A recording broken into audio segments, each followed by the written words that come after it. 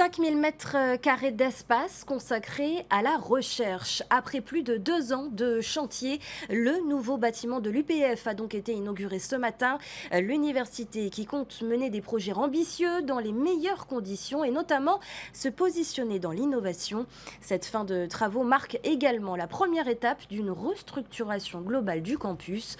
On voit cela avec Thomas Chabrol. C'est le nouveau cocon de l'université. L'ensemble des enseignants-chercheurs s'installera entre ces murs avant la fin du mois.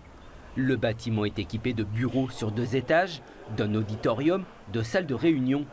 Cet espace de travail était très attendu. Pour chacune des équipes des différents départements de recherche, il facilitera les échanges.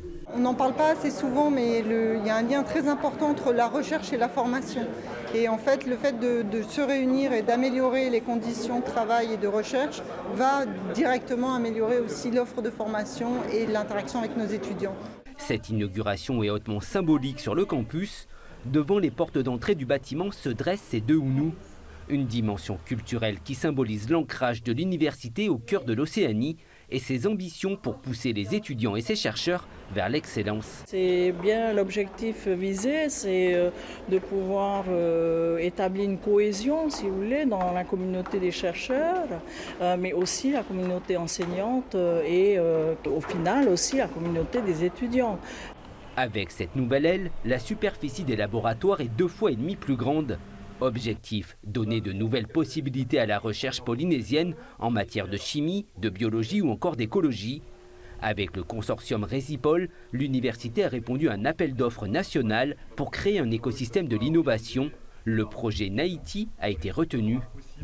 On a été moteur avec le consortium Resipol élargi à nos partenaires socio-économiques, la Chambre de commerce, le MEDEF, le cluster maritime, la French Tech Polynésie, etc. Donc on a décroché 120 millions de francs pour pouvoir démarrer ça. Et donc ces laboratoires ici, ces espaces vont aussi nous permettre de nous lancer beaucoup plus en avant dans la partie innovation.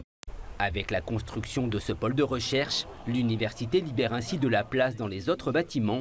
De quoi offrir de nouvelles salles de cours pour les étudiants toujours plus nombreux.